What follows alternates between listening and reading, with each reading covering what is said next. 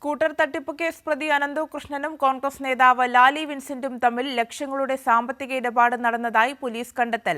അനന്തു കൃഷ്ണന്റെ അക്കൗണ്ടിൽ നിന്ന് ലാലി വിൻസെന്റിന്റെ അക്കൗണ്ടിലേക്ക് 11 ലക്ഷം രൂപ എത്തിയതിന്റെ രേഖകൾ പോലീസിന് ലഭിച്ചു. അനന്തുവിന്റെ വിവിധ ബാങ്ക് അക്കൗണ്ടുകളിലൂടെ 450 കോടിയോളം രൂപയുടെ ഇടപാടുകൾ നടന്നതായും പോലീസ് കണ്ടെത്തിയിട്ടുണ്ട്.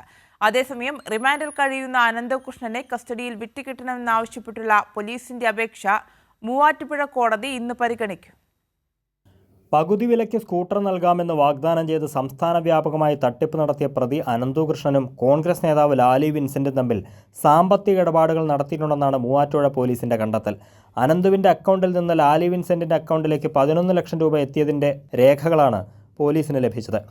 ഇവർ തമ്മിൽ കൂടുതൽ സാമ്പത്തിക ഇടപാടുകൾ നടന്നിട്ടുണ്ടോ എന്നും പ്രത്യേക അന്വേഷണ സംഘം പരിശോധിച്ചു വരികയാണ്. സ്കൂട്ടർ തട്ടിപ്പുമായി ബന്ധപ്പെട്ട് കണ്ണൂരിൽ രജിസ്റ്റർ ചെയ്ത കേസിൽ ലാലി വിൻസെന്റ് 7ാം പ്രതിയാണ്. എന്നാൽ അനന്തു കൃഷ്ണനുമായി അഭിഭാഷക എന്ന നിലയിലുള്ള ബന്ധം മാത്രമാണുള്ളതെന്നാണ് ലാലി വിൻസെന്റ് കഴിഞ്ഞ ദിവസം പ്രതികരിച്ചത്. അനന്തു കൃഷ്ണന്റെ വിവിധ ബാങ്ക് അക്കൗണ്ടുകളിലൂടെ 450 കോടിയോളം രൂപയുടെ സാമ്പത്തിക ഇടപാടുകൾ നടന്നതായും പോലീസ് കണ്ടെത്തിയിട്ടുണ്ട്. അക്കൗണ്ടുകളിൽ 3.25 കോടിയോളം രൂപ മാത്രമാണ് ഇപ്പോഴുള്ളത്. അനന്തുവിൻ്റെ 12 അക്കൗണ്ടുകൾ പോലീസ് ഇതിനകം മരവിപ്പിച്ചിരുന്നു. അനന്തു കൃഷ്ണന്റെ ഉടമസ്ഥയിലുള്ള social B ventures, professional services, innovations എന്നീ സ്ഥാപനങ്ങളുടെ പേരിൽ HDFC ബാങ്കിൻ്റെ എറണാകുളം ഈയാട്ടുമുക്ക് ശാഖയിലുള്ള 2 അക്കൗണ്ടുകൾ പോലീസ് ഒക്ടോബറിൽ മരവിപ്പിച്ചിരുന്നു. ഇതിനിടെ അനന്തു കൃഷ്ണന്റെ 3 വാഹനങ്ങളും പോലീസ് കസ്റ്റഡിയിലെടുത്തിട്ടുണ്ട്. കൈരളി ന്യൂസ്, കൊച്ചി.